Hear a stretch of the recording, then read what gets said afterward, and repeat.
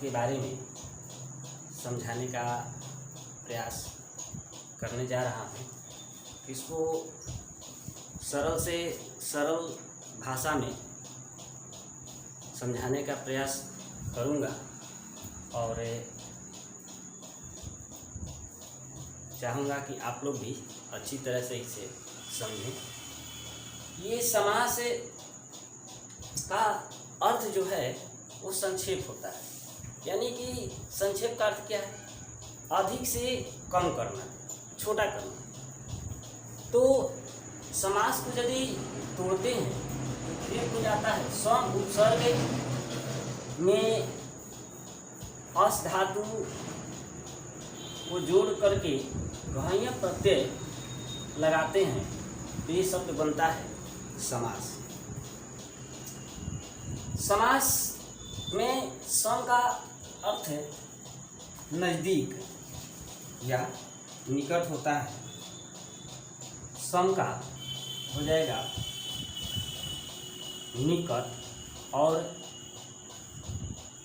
अस या इसको हम आस कहें तो अस धातु का अर्थ होता है, अस मीन्स होता है बैठना। मीन्स जो दो शब्द मिल करके जब एक साथ हो जाते हैं उनको हम लोग समास करते हैं।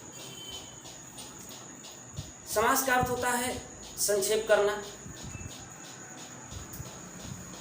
जैसे हम लोग गेहूं से तूरी को निकालने के लिए, गेहूं को शुद्ध बनाने के लिए उसमें से जितने भी बेकार पदार्थ होते हैं उनको निकाल करके और उसको छोटा बना लेते हैं और तब वो गेहूं जा करके शुद्ध होता है। उसी प्रकार समास में भी शब्दों के बीच जो कारक या जो विभक्तियां लगी हुई होती हैं उसको हटा करके हम एक कर देते हैं। यहाँ समास जो है वो दो शब्दों के मेल से बनता है। समास जो है वो दो शब्दों के मेल से बनता है, मेल से बनता है। यहाँ देख लेंगे कि समास दो शब्दों के मेल से बनता है और यहीं पर देख लें कि संधि जो है वो दो वर्णों के देख लेते हैं। जैसे संधि है ये दो वर्णों के मेल से बनता है। समास बस फर्क यही है कि वो शब्द से बनेगा और ये वर्ण से बनेगा। यदि आप संधि को अच्छी तरह से समझते हैं तो समास में कोई परेशानी नहीं होगी। यानी कि अंतर क्या है कि वो दो वर्णों के मेल से बनता है और ये जो है वो दो शब्दों के मेल से बनता है। जैसे संधि में देख लेते हैं कि देव प्लस आलय कर दिए। यहाँ पर देखेंगे कि अ है और ये जो है आ है। संधि का परिभाषा क्या है? दो वर्णों के मेल से जो विकार उत्पन्न होता है उसे संधि कहते हैं और दो शब्दों के मेल से जो विकार उत्पन्न होता है उसे समास कहते हैं। इसके बाद एक और देख लेते हैं, वाक्य प्लस ईसा हो जाएगा वागीसा। एक और देख लेते हैं, नीह प्लस दय बराबर हो जाएगा निर्दय। तो इस प्रकार यदि देखें तो संधि तीन प्रकार के होते हैं। आप लोगों को याद होगा, स्वर संधि, व्यंजन संधि और विसर्ग संधि। उस प्रकार समास के भी कई रूप होते हैं। इसका परिभाषा एक श्लोक दिया गया है। श्लोक से विभक्ति लुप्त ये यत्र तदर्थस्तु प्रतीयते पदानां च पद्यं च समासः सोऽभिधीयते। कह रहे कि विभक्ति लुप्त मीन्स विभक्ति का लुप्त हो जाना, यानी कि विभक्ति छिप जाए। यत्र मीन्स जहाँ, जहाँ विभक्ति छिप जाए। अब यहाँ देखेंगे कि विभक्ति क्या है। पिछले क्लास में आप कारक पढ़ चुके होंगे, कारक, और कारक को ही संस्कृत में विभक्ति कहते हैं। कारक को ही संस्कृत में विभक्ति कहते हैं। अब कारक क्या है?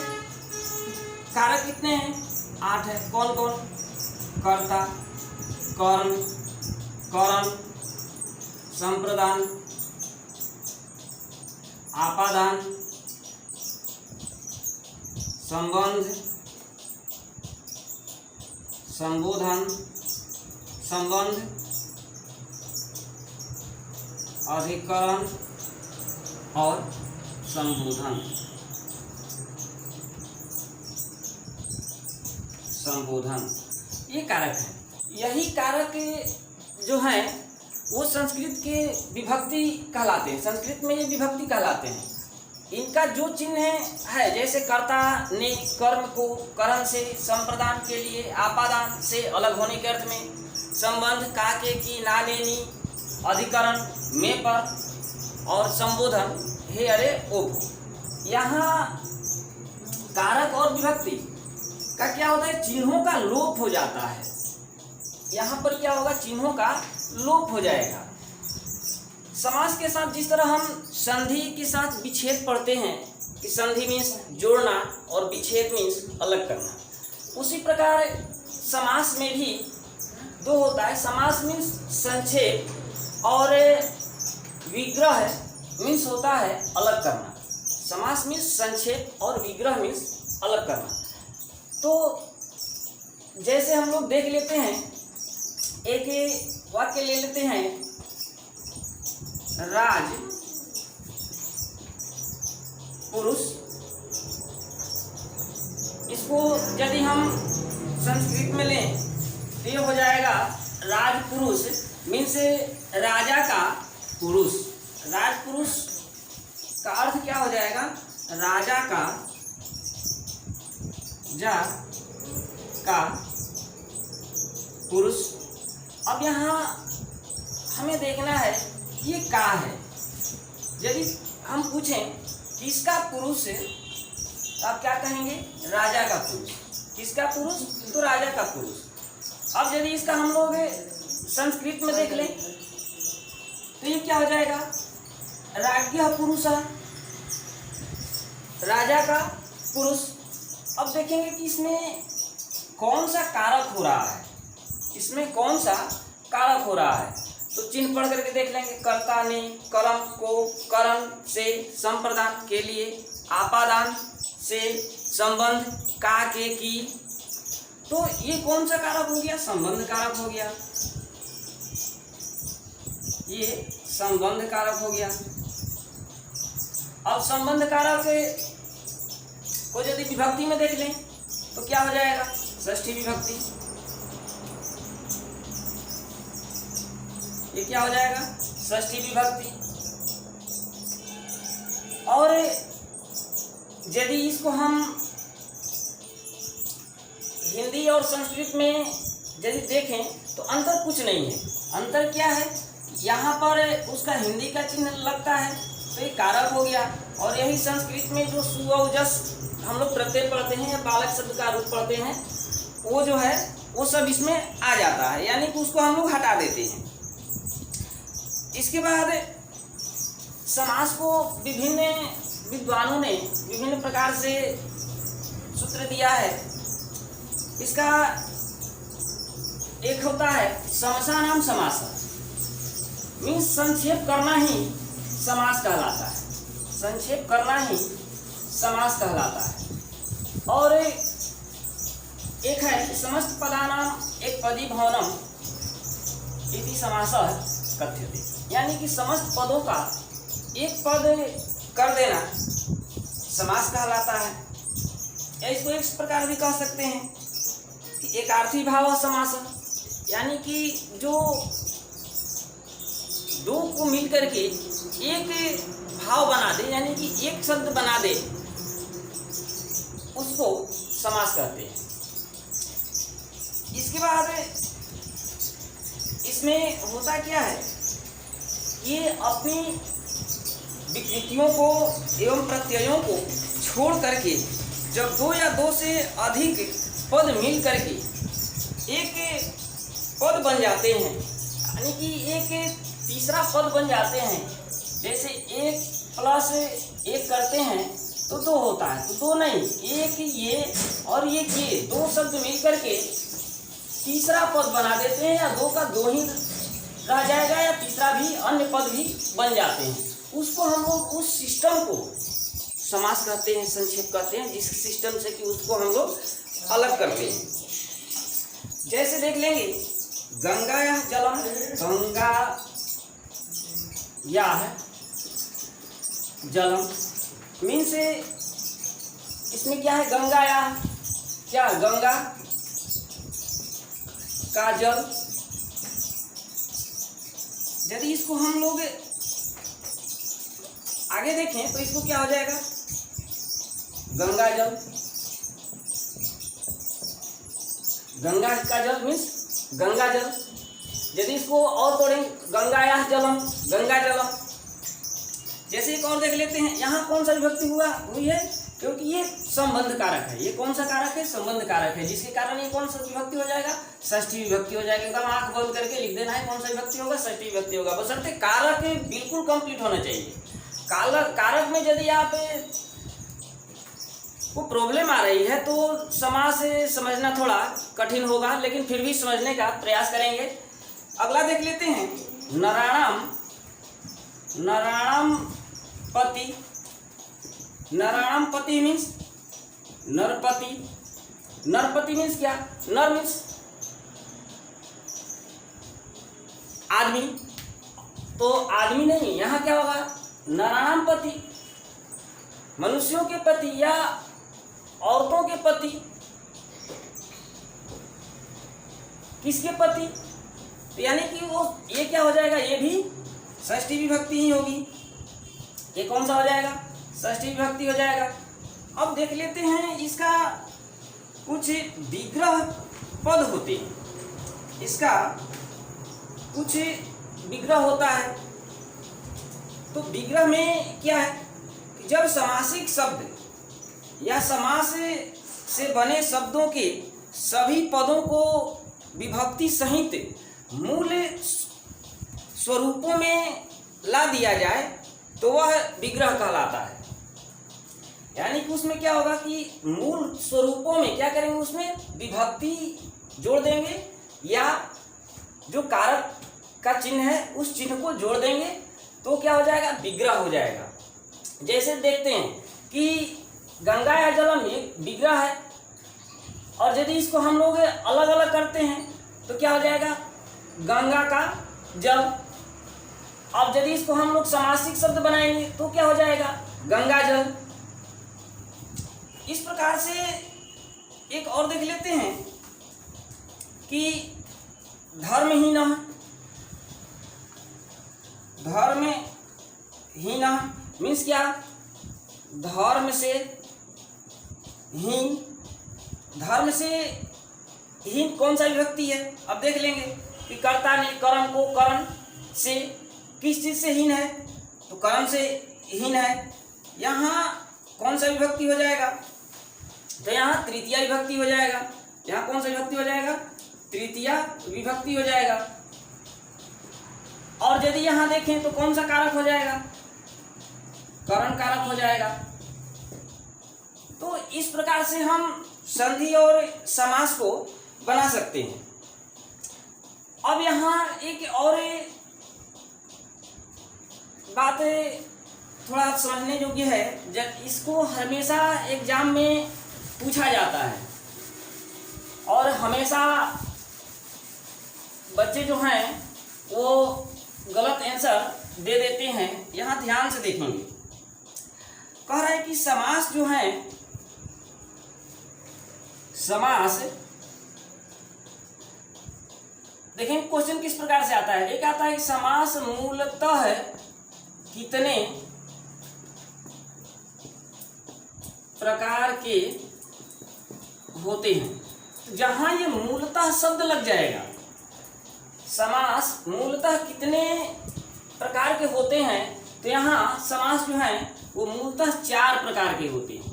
मूलतः कितने प्रकार के होंगे? 4 प्रकार के होते हैं। अब ये 4 प्रकार कौन कौन है तो देख लेंगे। पहला क्या है? अव्ययी भाव समास। दूसरा कौन है? तत्पुरुष समास। तत्पुरुष समास। तीसरा कौन है? द्वंद्व समास। द्वंद्व समास। और चौथा बहुव्रीहि समास। बहुव्रीहि समास।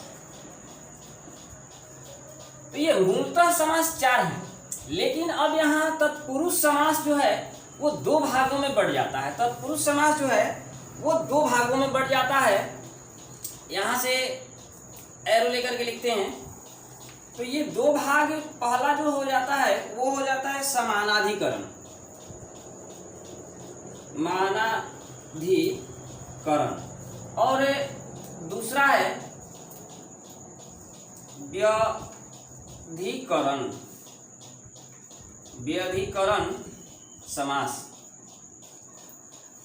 अब समानाधिकरण समास में अब देख लेते हैं, इसमें क्या होगा? समान प्लस अधिकरण। समान मीन्स एक जैसा, और अधिकरण मीन्स चिन्ह। व्यधिकरण, इसको यदि तोड़ दें तो ये हो जाएगा V प्लस अधिकरण। V मीन्स भिन्न भिन्न, भिन्न या अलग अलग। अब यहाँ देखेंगे कि समानाधिकरण समास में कौन कौन आते हैं। तो समानाधिकरण और व्यधिकरण एक जगह है, ये समानाधिकरण, और दूसरा है व्यधिकरण। समानाधिकरण में 3 आ जाते हैं। कौन कौन? कर्म धारय, नय्य और द्विगु। व्यधिकरण में कर्म कारक यानी द्वितीया विभक्ति से सप्तमी विभक्ति मीन्स अधिकरण कारक तक जो है वो द्वितीय विभक्ति में से लेकर के और सप्तमी विभक्ति में अधिकरण कारक तक के जो होते हैं वो व्यधिकरण में होते हैं। तो यदि इस प्रकार से हम लोग देखें तो हम लोगों की संस्कृत में जो है वो 6 प्रकार के ही बताया गया है। संस्कृत में इसको 6 प्रकार के ही बताया गया है। उसको वो कौन कौन है? वो 6 प्रकार से ही बताया गया है। अब इधर ध्यान देंगे कि उधर आप देखे थे कि मूलतः 4 प्रकार के होते हैं। वहां देखे थे कि मूलतः 4 प्रकार के होते हैं, और यदि मुख्यतः पूछ दे तो यहां पर लिखेंगे 6 प्रकार के। यदि मूलतः पूछेगा कि समास मूलतः कितने होते हैं, तो 4 प्रकार के। और यदि पूछते इस तरह से कि समास मुख्यतः कितने प्रकार के होते हैं, तो 6 प्रकार के होते हैं। क्यों होते हैं? क्योंकि मूल 4 ही है और 4 से ही ये तत्पुरुष समास में यदि जोड़ लें तो 3 इधर हो जा रहा है, 6 उधर हो जा रहा है। तो इस प्रकार से जोड़ेंगे तो बहुत काफ़ी हो जाएंगे। लेकिन यदि अलूक और व्याकरणिक दृष्टि से देखें तो व्याकरणिक दृष्टि से ये 10 प्रकार के हो जाते हैं। लेकिन उतना हम लोगों को लेना नहीं है। अलूक है तो उपपद है, मध्यम पद लोपी है, मयूर शंख है, तो ये सब नहीं हम लोगों को जरूरत है। ये सब हिंदी में पढ़ना है तो उसका अभी चर्चा हम लोग नहीं करेंगे। तो मुख्यतः हम लोग 6 प्रकार के पढ़ेंगे। हम लोग के संस्कृत में इसका एक श्लोक दिया हुआ है। कैसे दिया हुआ है कि द्वंद्व द्विगुरपि चाहम मद गेहे नित्यम अव्ययी भाव हे तत्पुरुष कर्म धारण च ये नास्याहम बहुव्रीहि। कह रहे कि द्वंद्व द्विगुरपि मीन्स द्विगु और अव्ययी भाव, तत्पुरुष, कर्मधारय और बहुव्रीहि, ये 6 प्रकार के समास जो हैं वो मुख्य रूप से पढ़े जाते हैं, बोले जाते हैं या इसका उपयोग हम लोग करते हैं। तो कौन कौन है? अव्ययी भाव समास। अव्ययी भाव समास से क्या, इसका प्रथम पद प्रधान होता है। दूसरा है तत्पुरुष समास, इसका अंतिम पद प्रधान होता है। यहाँ देखेंगे तत्पुरुष समास में कुछ बढ़ जाते हैं। क्या बढ़ जाते हैं? 3 बढ़ जाते हैं इधर और 6 बढ़ जाते हैं द्वितीया से लेकर सप्तमी तक। तो द्वितीया, तृतीया, चतुर्थी, पंचमी, षष्ठी और सप्तमी 6 इधर बढ़ जाते हैं। तो 9 तो यहीं पर बढ़ जाते हैं इसका। और ये सब एक कारक से विभक्ति बनती है। ये भी 2 प्रकार के होते हैं। एक विग्रह भी इसका यदि हम करते हैं तो विग्रह 2 प्रकार से होने लगता है। एक लौकिक विग्रह कहते हैं जो कि प्रचलित भाषा में हम लोग करते हैं, और एक अलौकिक विग्रह करते हैं जो सुख प्रत्यय से विग्रह हम लोग करते हैं, यानी कि कारक के द्वारा जो विग्रह करते हैं। तो ये 2 प्रकार के होते हैं इसके विग्रह। इसके बाद द्वंद्व समास। द्वंद्व समास में दोनों पद प्रधान होता है। दोनों पद मीन्स कौन कौन? प्रथम पद और अंतिम पद। आपको फिर यहाँ अब समझने में परेशानी होगी कि संधि में तो 2 पद होता था, इसमें भी 2 पद होता था, लेकिन अब प्रथम पद और उत्तर पद 2 पद होता है। जैसे देख लेंगे यहाँ पर हो जाता है राज पुरुष, राज्ञ पुरुष लिखते हैं, राज्ञ है पुरुष, तो ये हो जाएगा राज्ञ पुरुष। तो ये हो जाएगा फर्स्ट पद और ये हो जाएगा सेकेंड पद, यानी कि प्रथम पद और उत्तर पद। उत्तर पद मीन्स बाद वाला पद।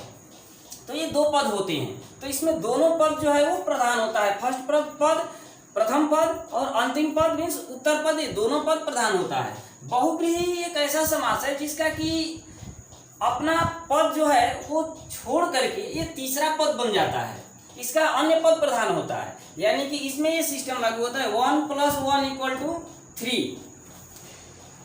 अब कर्मधारय समास क्या है? तो कर्मधारय समास विशेषण और विशेष से प्रधान होता है। जिसमें विशेषण और विशेष दिखाई दे दे उसे समझेंगे ये विशेष कर्मधारय समास है। अगला है छठा है द्विगु समास। ये संख्या प्रधान समास है। जैसे सप्तर्षि, त्रिलोकी, त्रिदेव जैसे शब्द हैं। इसको एक एक करके हम लोग देखेंगे। पहला देखेंगे अव्ययी भाव समास। अव्ययी भाव समास से क्या है कि इसका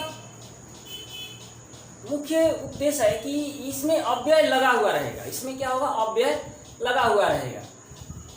तो जिसमें अव्यय दिखाई देगा उसको सीधे जान जाएंगे कि अव्ययी भाव समास है। अव्यय के रूप में रहता है। इसमें पूर्व पद की प्रधानता रहती है। इसमें पहले वाले पद की जो है वो प्रधानता रहती है। जैसे देख लेंगे कि शक्ति मनतिक्रम्य मीन्स यथाशक्ति। यथाशक्ति मीन्स क्या? यदि इसको तोड़ें तो शक्ति प्लस अनतिक्रम्य मीन्स शक्ति के अनुसार शक्ति, यानी कि यथाशक्ति। जैसे उसके पास शक्ति वैसे उसके पास भी शक्ति है। दीनम दीनम प्रतिदिनम गृहस्य समीपम उपगृहम। अब यहाँ देखेंगे तो इसमें दो पद जहाँ बन रहे हैं वो आकर के एक पद मिल जाते हैं। इसका एक तृतीय सूत्र है कि यदि आप याद रखें उसमें दो पद हैं, एक पहला पद ये हुआ, दूसरा पद ये हुआ।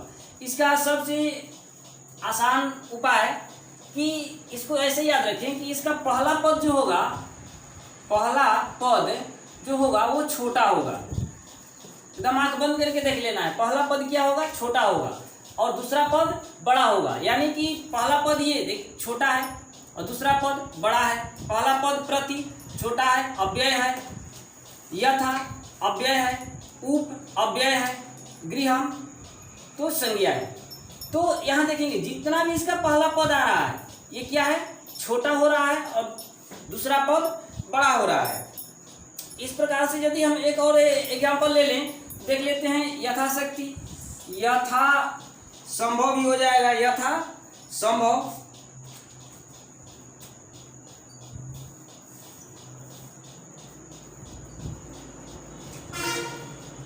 यथा संभव। तो इसमें भी देखेंगे यथा क्या है, छोटा हो जा रहा है और यथा संभव। इस प्रकार से यदि हम लोग देखें तो ये बहुत आसान है, केवल इसमें समझना यह है कि इसका जो भी पहला पद प्रधान होता है सही है, लेकिन इसमें जो पहला पद जो भी होगा वो क्या होगा, अव्यय होगा। दूसरा देखते हैं तत्पुरुष समास। इसमें उत्तर पद की प्रधानता होती है। उत्तर पद मीन्स बाद वाले पद, जैसे ये संभव है, बाद वाले पद की क्या होगी, प्रधानता होगी। इसमें कहीं कहीं दोनों पदों की विभक्तियां भिन्न भिन्न हो जाती हैं। कभी कभी क्या होगा कि दोनों पदों की विभक्तियां जो हैं वो यानी कि कारक का चिन्ह जो है वो अलग अलग बदल जाते हैं, अलग अलग हो जाते हैं। वो व्यधिकरण तत्पुरुष कहलाते हैं, जिसमें भिन्न भिन्न विभक्तियों का प्रयोग होता है। एक ही वाक्य में दो दो विभक्तियां बदल जाती हैं, वो व्यधिकरण तत्पुरुष समास कहलाता है। जैसे देख लेते हैं ग्रामम गतः, क्या होगा, ग्रामम गतः मीन्स गांव को जाता है, ग्राम गतः ये कौन सा होगा, कर्म कारक द्वितीय विभक्ति होगा। जब भी हम लोग इसका संक्षेप करते हैं, सारांश करते हैं, छोटा करते हैं, तो करना क्या है, कारक को हटा देना है, विभक्ति को हटा देना है और उसके को समास कर देंगे। और यदि विग्रह करना है तो विभक्तियों को जोड़ देंगे, विग्रह हो जाएगा। इस प्रकार से देखते हैं कि तीसरा कर्म कारक के बाद आ गया कौन सा, तो कर्म कारक के बाद एक होगा कि ज्ञाने न हीन है। ये तृतीय विभक्ति में ज्ञान से हीन, ज्ञाने न हीन मीन्स ज्ञान से हीन, ज्ञाने न हीन, हीन ये क्या है, ज्ञान से, ज्ञान से हीन क्या हो जाएगा, ज्ञानहीन, ज्ञानहीन हो जाएगा, ज्ञानहीन। ये तृतीय तत्पुरुष हो गया, तृतीय तत्पुरुष। अब तृतीय तत्पुरुष में करना क्या है कि इसमें हम लोग कौन सा ट्रिक लगाएंगे, तो इसमें ट्रिक होगा कि जो भी दूसरा पद प्रधान होगा, इसमें क्या होगा कि दूसरा पद प्रधान होगा। जैसे कौन सा पद प्रधान होगा, दूसरा पद प्रधान होगा। अब देख लेते हैं कैसे। यदि कहते हैं कि हीन है तो किस चीज से हीन है, ज्ञान से हीन है, तो यहाँ से क्या है, ज्ञान से हीन है। यदि एक और लिख लेते हैं, रेखांकित ले लेते हैं, रेखांकित मीन्स क्या, रेखा से अंकित क्या हो जाएगा, रेखांकित, रेखांकित हो जाएगा। इसके बाद यदि चतुर्थी विभक्ति में आते हैं, चतुर्थी विभक्ति में क्या है, युपाय दारू मीन्स युक्त दारू, युक्त दारू। इसका अर्थ क्या है? उपाय दारू मीन्स हवन के मंडप को बनाने के लिए, खंभे के लिए लकड़ी, युक्त मीन्स यज्ञ के लिए, हवन के लिए, और दारू मीन्स लकड़ी, यानी कि खंभे के लिए लकड़ी कह सकते हैं, या उसको एक और भी कह सकते हैं कि यज्ञ के लिए लकड़ी, कोई भी हो जाएगा। इस प्रकार से यदि हम देखें तो एक और हो जाएगा, जैसे देख लेते हैं क्या है, देशभक्ति। ये क्या हो जाएगा? देश के लिए भक्ति, देश के लिए भक्ति।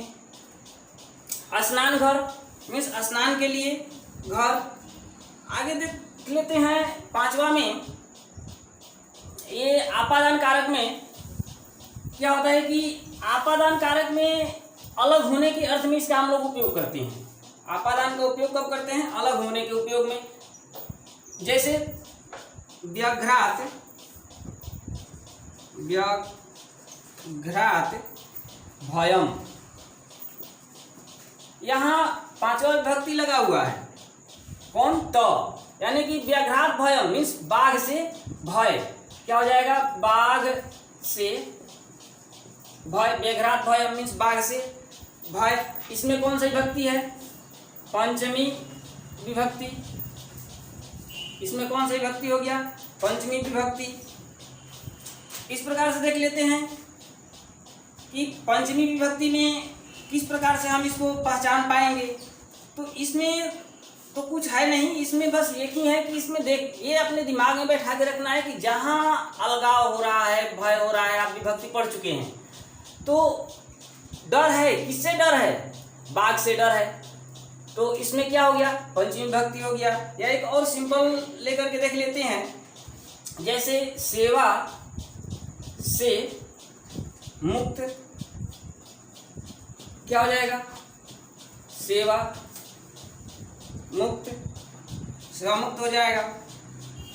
इस प्रकार से देखते हैं संबंध कारक छठा, गंगायाः, गंगायाः जलम। गंगायाः जलम मीन्स गंगा का जल।